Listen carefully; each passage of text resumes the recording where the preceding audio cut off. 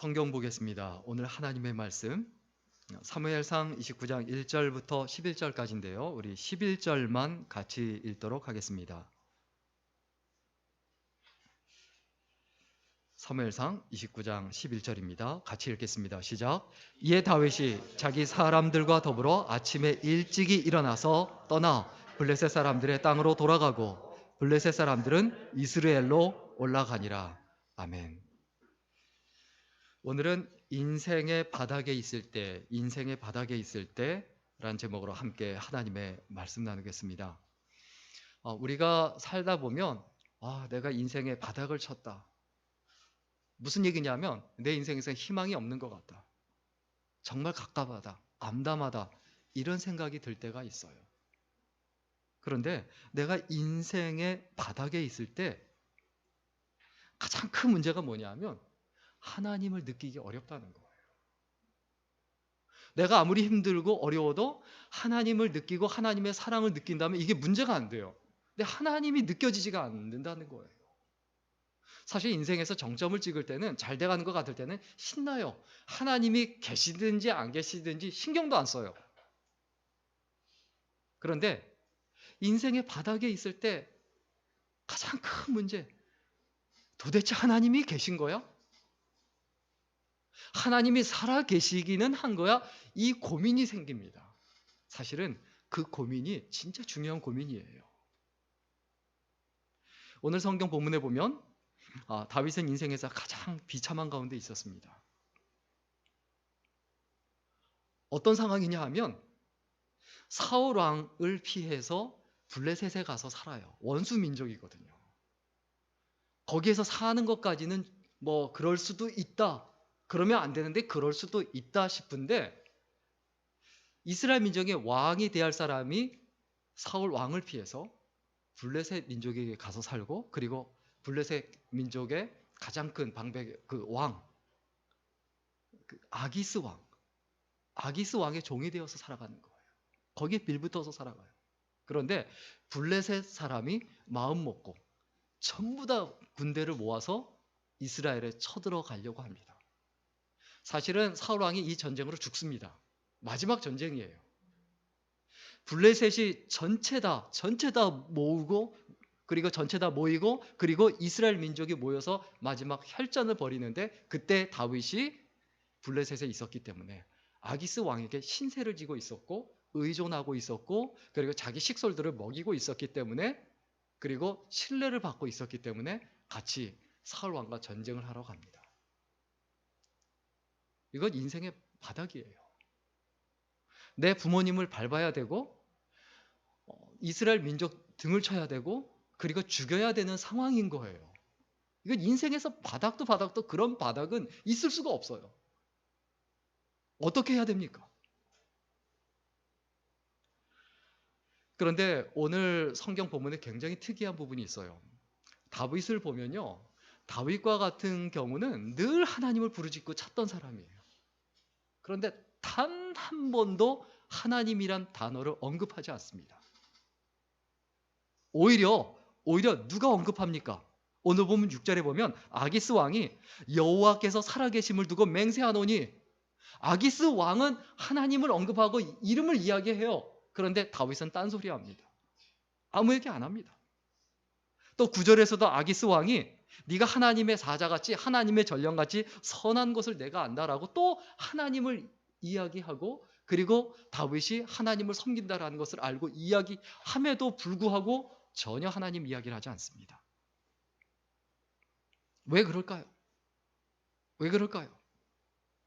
하나님의 이름을 입에 올리지 못하는 그 다윗의 그 마음은 어떤 마음일까요? 솔직히 얘기하면 하나님 앞에 부끄럽게 살고 있기 때문에 그 이름을 못 올리는 거예요. 창피하다는 거예요. 죄송하다는 거예요. 하나님, 내가 이스라엘의 왕으로 살아야 되는데 내가 이스라엘과 싸워야 하는 상황이 됐습니다. 블레셋이 원수 민족인데 우상을 숭배하는 민족인데 그들을 위하여 하나님의 백성을 죽여야 되는 상황입니다. 그 상황이 되니까 하나님의 이름을 전혀 떠올리지 못하는 거예요. 다윗은 속으로 이렇게 말하고 있었을 겁니다. 나는 하나님을 위하여 할 수 있는 일이 아무것도 없습니다. 그러나 하나님 정말 사랑합니다.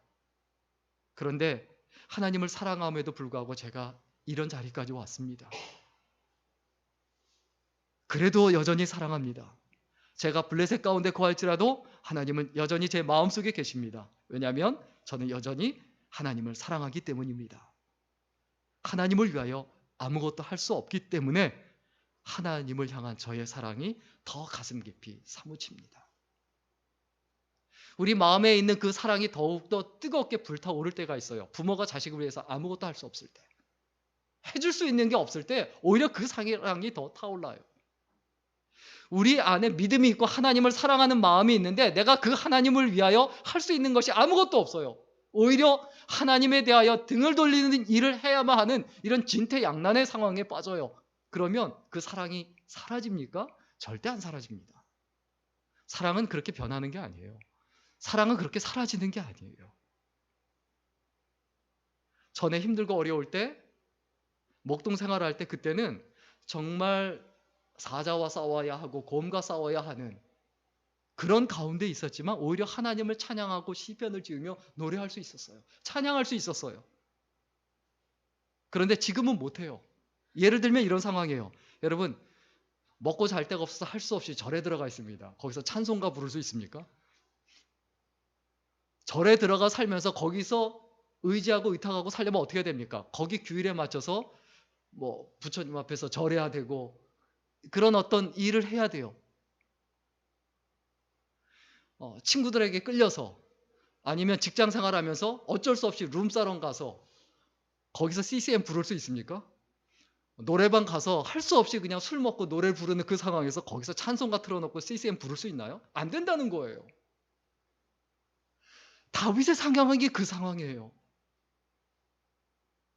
우상을 숭배하는 사람들과 어쩔 수 없이 의존하며 살면서 하나님께 기도하고 싶어도 기도하지 못하고 찬양하고 싶어도 찬양하지 못하고 하나님의 이름을 떠올리지 못하는 거예요. 제가 보기엔 아기스 왕이 일부러 시험하기 위해서 자꾸 하나님의 이름을 거론하는 것 같아요. 네가 진짜 내 부하가 되고 그리고 블레셋 민족이 되려면 우리와 함께 하려면 네가 섬기는 하나님을 버려야 된다라는 거예요. 그런데 다윗이 혼자 같으면 그냥 도망가면 되잖아요. 도망가면 되는데 자기 뒤에 딸린 식솔들이 수천 명이에요. 한 2천 명 이상이에요. 20세 이상 남자만 600명이에요.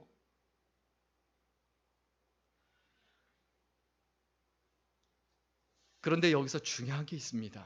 잊어버리지 말아야 될 게 있습니다. 다윗의 마음속에 하나님이 계신다는 것. 하나님의 이름을 떠올리지 못해도 하나님을 위하여 예배하지 못하고 기도하지 못하고 아무것도 못해도 그 마음속에 하나님이 계시다는 것이 너무너무 중요합니다. 제가 저희 집 큰애가 이제 4살일 때 좀 신앙을 그래도 나름대로 가르쳐 주기 위해서 좀 이런 질문을 했어요.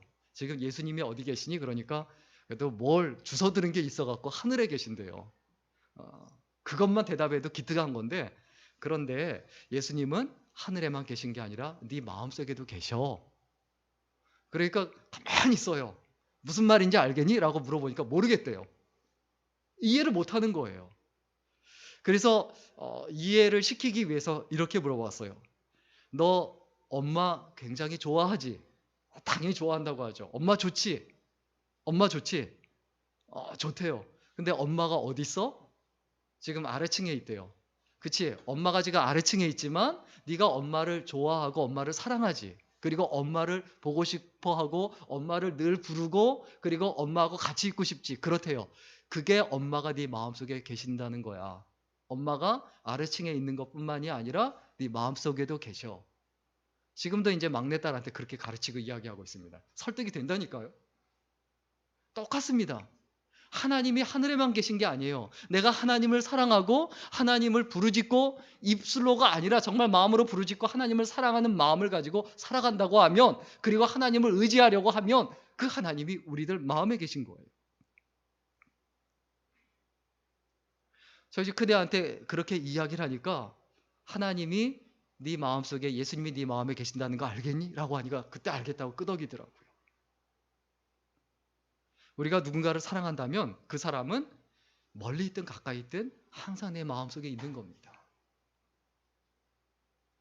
하나님도 마찬가지예요. 하나님도 우리를 마음에 품고 계세요. 내가 인생에서 정상에 있든 바닥에 있든 똑같이 하나님은 우리를 그 마음에 품고 계세요. 그러면 내가 인생에서 바닥에 있을 때 그때 하나님은 뭐 하고 계시는가? 이런 의문이 들고 이런 궁금함이 생기죠. 진퇴양난에 빠졌을 때, 인생의 바닥에 떨어졌을 때 하나님은 어떻게 하시는가? 하나님께서 일하고 계시고 움직이고 계세요. 먼저 어떻게 움직이고 일하고 계시느냐? 오늘 보면 1절과 2절 말씀 같이 읽겠습니다. 1절과 2절입니다. 시작. 블레셋 사람들은 그들의 모든 군대를 아벡에 모았고 이스라엘 사람들은 이스라엘에 있는 샘 곁에 진쳤더라. 블레셋 사람들의 수령들은 수백 명씩 수천 명씩 인솔하여 나아가고 다윗과 그의 사람들은 아기스와 함께 그 뒤에 나아가더니. 자, 블레셋 사람들은 모든 군대가 모였어요. 왜요? 이스라엘을 치기 위해서. 그리고 이스라엘 사람들은 이스라엘이라는 그 장소에 모였습니다. 그때 블레셋 사람들의 숫자가 엄청나죠. 강력하죠. 이스라엘의 힘으로 이길 수가 없는 숫자예요. 이것은 무엇을 의미합니까? 무엇을 의미합니까? 다윗이 선택의 여지가 없다는 거예요. 블레셋 군대가 되어서 이스라엘 백성을 칠 수밖에 없는 그런 상황에 부딪혔다는 거예요. 그럼 하나님이 어떻게 하십니까? 그런 상황, 내가 아무것도 할 수 없는 그 상황에서 하나님은 뭐 하시는가? 어떻게 하시는가? 다른 사람을 움직이세요.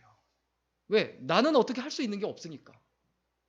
내가 움직일 수 없다면 하나님께서 주변을 움직이신다는 거예요. 다른 상황, 다른 사람들을 움직이신다는 거예요. 그래서 전쟁터로 가고 있는데 그때 하나님께서 어떻게 하시는가? 우리 오늘 보면 3절 말씀 같이 읽겠습니다. 3절 말씀입니다. 시작.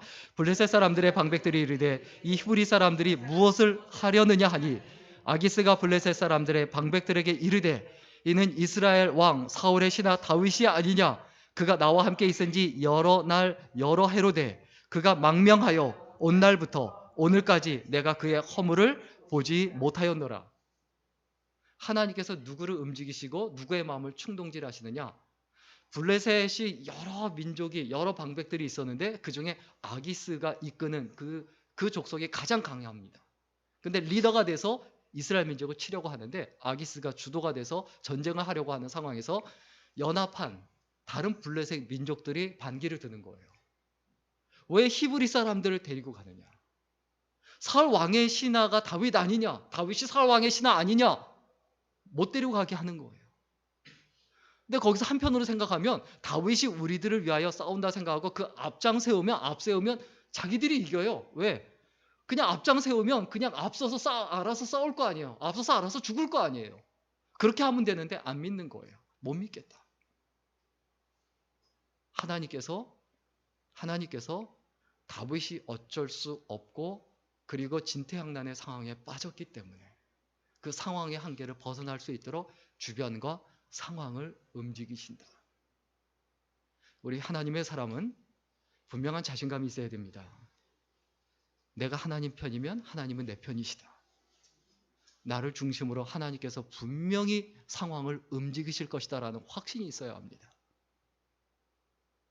안 될 것 같은 것 되게 하시는 그 하나님을 우리 마음속에 믿고 있어야 돼요. 그 전제 조건이 뭡니까? 변함없이 다윗은 하나님을 사랑하거든요. 하나님께서 이해해 주시는 게 뭡니까? 내가 네 상황을 안다. 내가 네 마음을 안다. 내가 네 약함을 안다. 네가 잘못했고 다 이해한다. 다 용서한다. 그러나 진짜 중요한 건 뭐냐? 네가 나를 여전히 사랑하고 있구나. 하나님께서 그거 하나 귀하게 여기시는 거예요. 그리고 우리를 결코 잃어버리지 아니하시고 놓지 아니하시고 우리를 꽉 붙잡아 주시고 그리고 어떻게 하신다고요? 상황을 움직이세요. 그 상황적 한계를 극복하게 하세요. 그런 분이 하나님이세요. 이때 아기스가 옹호하고 변호해 줍니다. 블레셋으로 망명해 온 다음에 그 다음에 잘못된 일을 행한 적이 없다. 굉장히 신뢰하고 믿을 만하게 지금까지 잘했다. 그러니까 믿어줘라라고 얘기하지만 블레셋 방백들이 절대 믿을 수 없다, 안 된다라고 길길이 날뜁니다. 자, 오늘 보면 4절 5절 말씀 같이 읽겠습니다. 4절 5절입니다. 같이 읽습니다. 시작. 블레셋 사람의 방백들이 그들에게 노한지라. 블레셋 방백들이 그에게 이르되 이 사람을 돌려보내어 왕이 그에게 정하신 그 처소로 가게 하소서.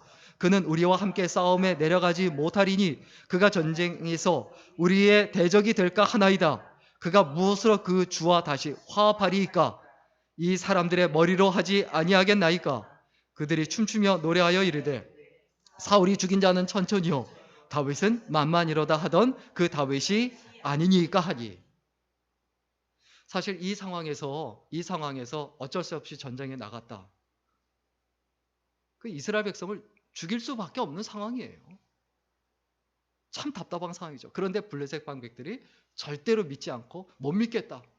돌려보내지 않으면 우린 전쟁터에 나가지 않겠다라고 그렇게 이구동성으로 이야기하고 주장을 하고 화를 내니까 결국 하나님께서 은혜를 베풀어 주셔서 돌아가게 되죠. 하나님은 다윗이 자기 민족과 싸우는 것을 막아주셨습니다. 이 전쟁으로 하나님께서 어려움에 빠지고 바닥에 떨어진 것 같지만, 진퇴양난의 상황에 빠진 것 같지만 진퇴양난의 상황은 오히려 전화위복이 돼요. 그래서 이 전쟁에서 사울 왕이 죽고 다윗이 이스라엘의 왕이 되는 계기가 됩니다. 옳지 않은 거를 알고 있는데 내가 어쩔 수 없이 해야 되는 상황이 있어요. 이건 하나님께서 기뻐하시지 않는데, 이거는 넘어가면 안 되는데 어떻게 해야 되나? 이러지도 못하고 저러지도 못하는 그 상황에 빠질 수 있습니다. 그때 하나님을 사랑하고 또 하나님께 기도하고 하나님께 매달려 보세요. 반드시 해결해 주십니다. 그런데 다윗이 블레셋에서 자기 유익을 위해서 돌아가지 않고 끝까지 이스라엘 민족과 싸웠다면 어떻게 될까요? 왕이 되지 못했죠. 하나님께 쓰임 받지 못했죠. 사울 왕처럼 하나님께 버림받을 수밖에 없게 되는 그런 상황에 이르게 되죠. 하나님은 가지 말아야 할 길은 안 가게 하세요. 억지로 가면 안 돼요. 우리 모두는 살아있다라는 것은 무엇을 의미합니까? 길을 가고 있다는 말과 똑같습니다. 어떤 사람은 가고 싶은 길을 갑니다. 자기가 좋아서. 어떤 사람은 가기 싫은 길을 갑니다. 무슨 차이가 있습니까? 내가 길을 가는데 그 길을 가고 싶으냐 가기 싫으냐가 중요한 게 아니에요. 뭐가 중요합니까? 가야만 하는 길이냐 가지 말아야 하는 길이냐가 중요해요. 우리의 삶에 있어서 일단 먼저 감정을 빼야 돼요. 내가 하고 싶다고 하기 싫다고가 문제가 아니고 내가 가야만 하는 길이냐 아니냐, 이것을 우리가 늘 생각해야 된다는 거예요.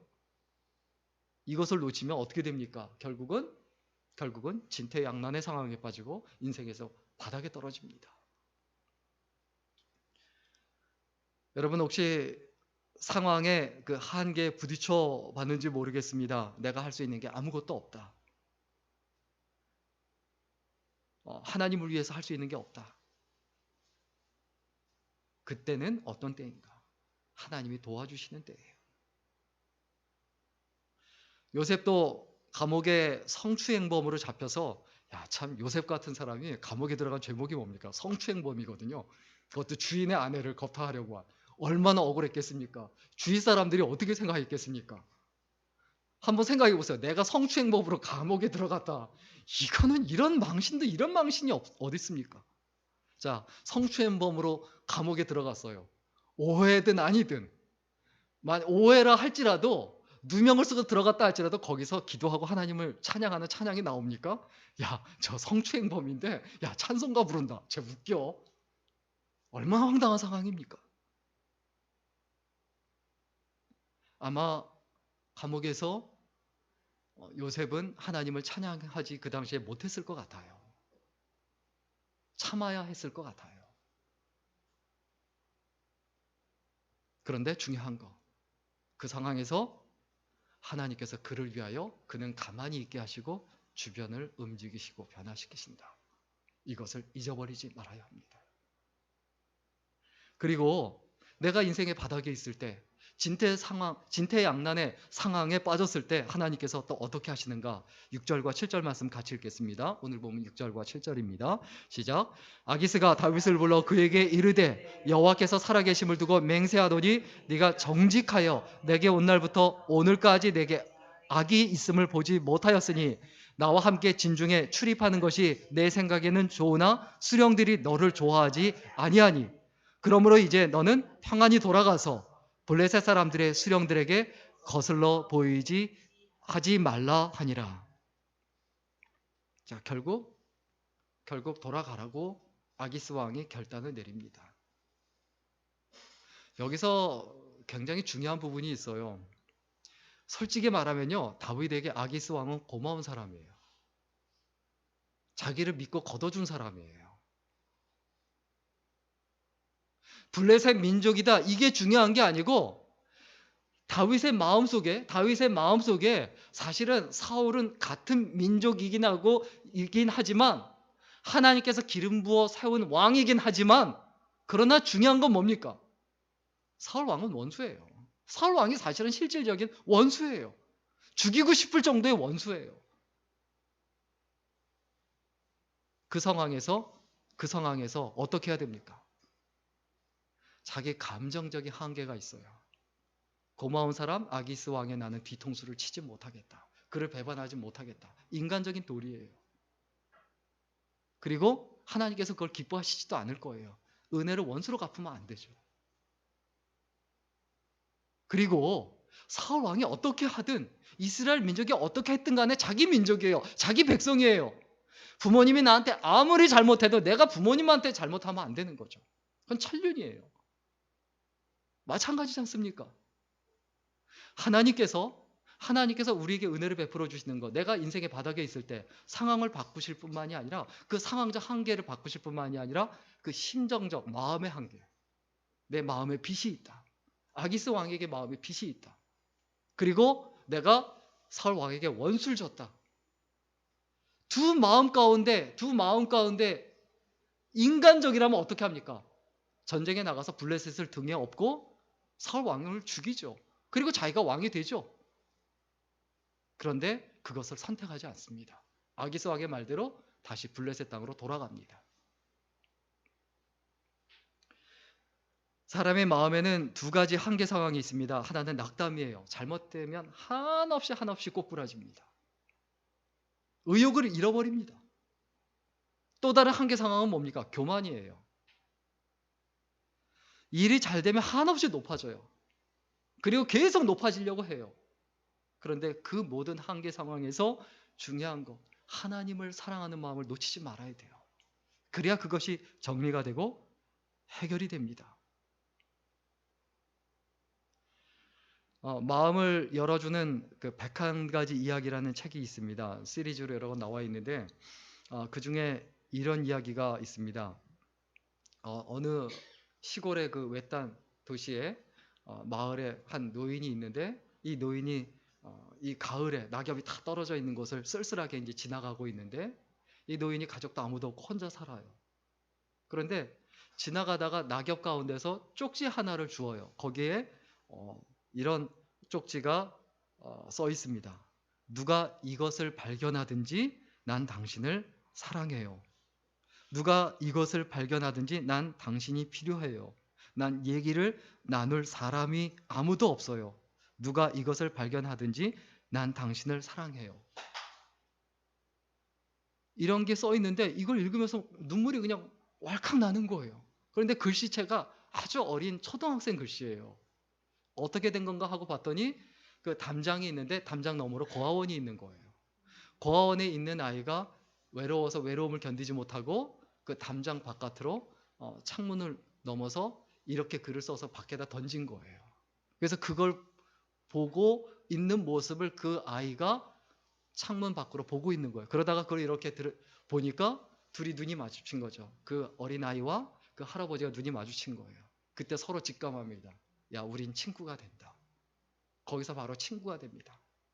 그리고 그 겨울에 매일 만나면서 매일 웃고 떠들고, 할아버지는 장난감을 만들어주고 나무를 깎아서 장난감을 만들어주고, 또 어린아이는 그림을 그리고 할아버지 그림을 그리고 풍경 그림을 그리고 자기하고 할아버지하고 노는 그림을 그려서 건네주고, 계속 그렇게 살아갑니다. 그렇게 겨울이 지나고 날이 따뜻해졌는데 어느 날 할아버지가 더 이상 오지를 않아요.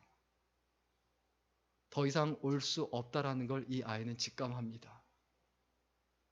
혼자 눈물을 흘리더니 다시 또 똑같이 이 쪽지를 적습니다. 누가 이것을 발견하든지 난 당신을 사랑해요. 누가 이것을 발견하든지 난 당신이 필요해요. 난 얘기를 나눌 사람이 아무도 없어요. 누가 이것을 발견하든지 난 당신을 사랑해요. 사람은요, 어울리지 않고는 살 수가 없어요. 사람에게는 사랑이라는 게 있고 그 사랑을 나눌 사람이 있어야 돼요. 그런데 인간의 친밀함과 인간의 사랑이 한계가 있다는 거예요. 서로 아무리 좋아하고 아무리 사랑하면 뭐합니까? 그게 한계가 있는데 그 한계에 부딪혔을 때 어떻게 해야 됩니까? 부부간에, 친구간에, 부모님과 자식간에 한계에 부딪혔을 때 어떻게 해야 됩니까? 하나님의 사랑을 다시 확인해야 돼요. 하나님의 사랑이 내 마음에 있고 내가 하나님을 사랑하고 또 다른 사람도 하나님을 사랑하는데, 하나님을 사랑하는 사람이 같이 또 만나면 다시 거기서 또 힘을 얻고 용기를 얻게 되죠. 가장 힘들고 외로울 때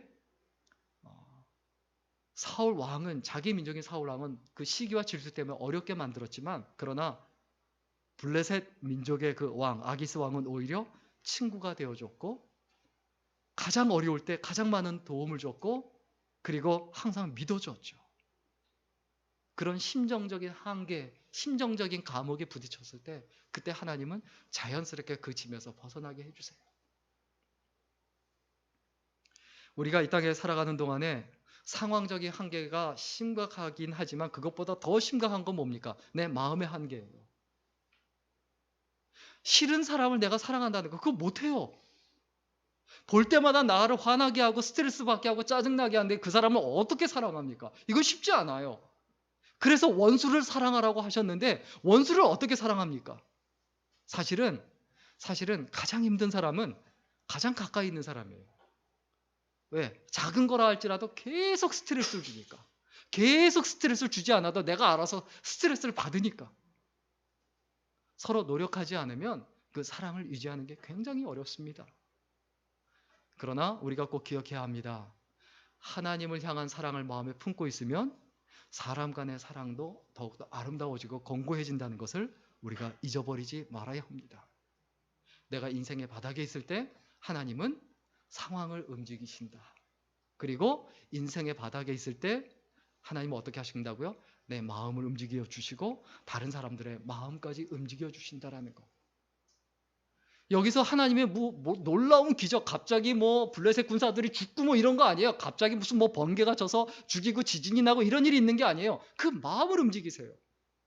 이게 하나님의 역사하심이에요. 마지막으로 우리가 인생의 바닥에 있을 때 하나님은 어떻게 하시는가? 우리 8절 말씀 같이 읽겠습니다. 8절 말씀입니다. 시작. 다윗이 아기스에게 이르되 내가 무엇을 하였나이까? 내가 당신 앞에 오늘까지 있는 동안에 당신이 종에게서 무엇을 보셨기에 내가 가서 내 주 왕의 원수와 싸우지 못하게 하시나이까 하니. 제가 보기엔 이게 진심인 것 같아요. 다윗의 진심인 것 같아요. 아기스 왕을 위하여, 자기를 도와주고 지켜준 아기스 왕을 위하여 싸우려고 했던 것 같아요. 성경에 다른 표현이 전혀 없거든요. 이게 진심이었던 것 같아요. 왜 이걸 막으십니까? 나는 억울합니다. 그런데 여기서 중요한 건 뭡니까? 다윗은 하나님의 백성이고 철저히 하나님을 의지해야 돼요. 근데 여기서 다윗이 누구를 의지하고 있습니까? 아기스 왕을 의지하고 있는 거예요. 하나님께서 그걸 막아주시는 거예요. 무슨 얘기입니까? 하나님께서는 그 신앙적인 한계를 극복하게 해주셨어요. 넌 더 이상 아기스 왕을 의지하지 말아라. 이제부터 나를 의지해라. 내가 너를 돕고 내가 너를 지켰고 그리고 내가 너를 지켜줄 것이다. 네가 지금까지 아기스 왕을 의지했고 아기스 왕 사람을 의존해서 살았는데 그렇게 하지 말아라 라고 하나님을 의지할 수 있도록 상황을 만들어 주시고 여건을 만들어 주시고 그리고 그 마음을 움직여 주시죠. 신앙인이 신앙을 지키지 못하고 있을 때 하나님은 그 신앙을 지킬 수 있도록 도와주십니다. 결국 아기스가 뭐라고 말합니까? 우리 오늘 보면 9절 10절 같이 읽겠습니다. 9절 10절입니다. 같이 읽습니다. 시작. 아기스가 다윗에게 대답하여 이르되 내가 내 목전에 하나님의 전령같이 선한 것을 내가 아나 블레셋 사람들의 방백들은 말하기를 그가 우리와 함께 전장에 올라가지 못하리라 하니 그런즉 너는 너와 함께 온 내 주의 신하들과 더불어 새벽에 일어나라. 너희는 새벽에 일어나서 발거든 곧 떠나라 하니라. 자, 다윗이 하나님 앞에 범죄하려고 하고 하나님께서 기뻐하시지 않는 일을 하려고 하니까 그냥 인간적인 의리를 지키려고만 하니까 신앙을 버리고 인간적인 의리를 지키려고 하니까 하나님께서 아기스 왕의 그 마음을 붙잡아 주셔서 움직여서 결단을 내리게 합니다. 잔소리하지 말고 돌아가라. 내가 너를 믿으니까 네 마음 알겠으니까 돌아가라. 너는 충분히 네 의리를 지켰다라고 인정해 주는 거예요. 하나님의 사람이 의리를 안 지켜도 되는 건 아닙니다. 하나님의 사람이 하나님의 백성이 인간적인 의리까지 인간적인 도의와 신의까지 버리면서 믿음을 지킨다? 보이는 사람끼리의 신의를 못 지키면서 보이지 않는 하나님에 대한 그 관계를 지키고 그리고 신앙을 지킨다? 사실 불가능해요.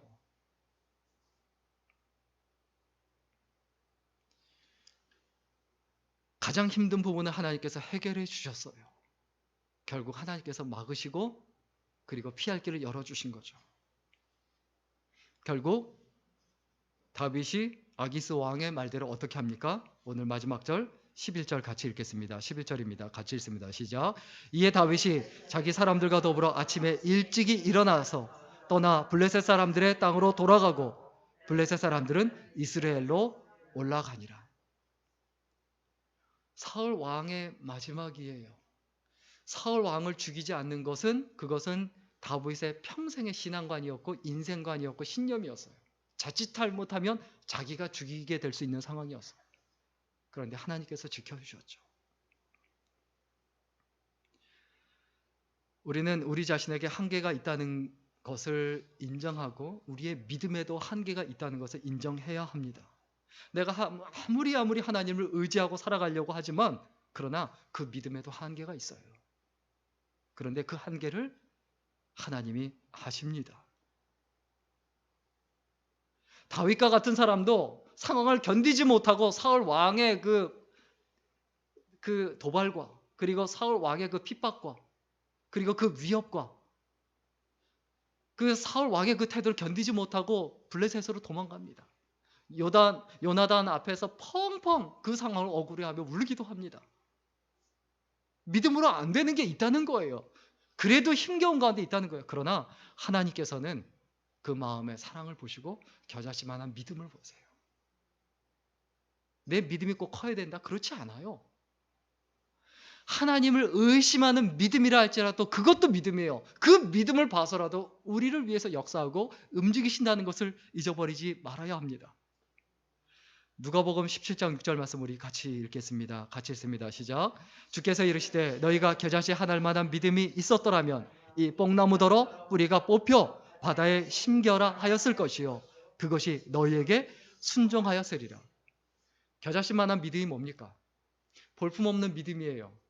믿는다고 하지만 그 믿는 부분은 약하고 뭐가 강한 겁니까? 의심이 강한 거예요. 의심이 더 강한 거예요. 안 믿는 게 더 강한 거예요. 겨자씨만한 믿음이에요. 아주 작은 믿음이에요. 그러나 그러한 믿음 하나만 있어도 그렇게 작은 사랑 그 마음속에 표출하지 못하는 그 작은 사랑 하나만 있어도 그 작은 믿음 하나만 있어도 하나님께서 역사하신다는 거예요. 우리 마태복음 17장 20절 말씀 같이 읽겠습니다. 같이 읽습니다. 시작. 이르시되 너희 믿음이 작은 까닭이니라. 진실로 너희에게 이르노니 만일 너희에게 믿음이 겨자씨 한 알만큼만 있어도 이 산을 명하여 여기서 저기로 옮겨지라 하면 옮겨질 것이요 또 너희가 못할 것이 없으리라. 다윗에게 있는 그 겨자씨만한 믿음, 그것을 보고 하나님께서 강력하게 역사하셨습니다. 정리하고 마치겠습니다. 우리 고린도전서 10장 12절 말씀 같이 읽겠습니다. 시작. 그런즉 선줄로 생각하는 자는 넘어질까 조심하라. 우리가 진짜 주의해야 될 건 뭡니까? 사실은 인생에서 바닥에 있을 때는 저절로 하나님 의지해요. 저절로 하나님께 매달려요. 그런데 우리의 인생에서 진짜 문제는 뭡니까? 내가 잘 돼갈 때예요. 내가 평안할 때예요.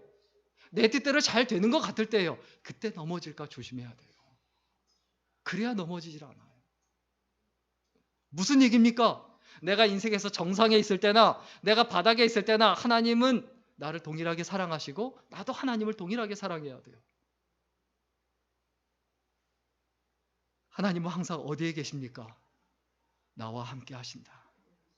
나와 동행하신다. 여전히 함께 하신다. 이것을 확실하게 믿고 그 모든 한계에서 그 모든 어려움에서 하나님께서 벗어나게 하신다는 것을 믿고 담대하게 믿음으로 살아가는 하나님의 백성 그리고 하나님의 일꾼들이 될 수 있기를 주의 이름으로 간절히 축원합니다. 기도하겠습니다. 살아계신 하나님, 우리의 인생에서 한계에 부딪혔을 때, 어려운 가운데 답답한 가운데 부딪혔을 때 우리의 마음속에 하나님을 사랑하는 그 사랑의 씨앗이 다시 불릴 때 일어나게 하시고 하나님을 향한 그 믿음이 불릴 때 일어나게 하셔서 더욱더 하나님을 믿고 의지할 수 있도록 인도해 주옵소서. 인생에서 정상에 있을 때든지 바닥에 있을 때든지 하나님은 우리를 변함없이 사랑하신다는 것을 기억하고 흔들리지 말게 하시고 치우치지 말게 하시고 낙심하거나 절망하지 않도록 붙들어 주시고 은혜를 베풀어 주옵소서. 예수님의 이름으로 기도드렸습니다. 아멘.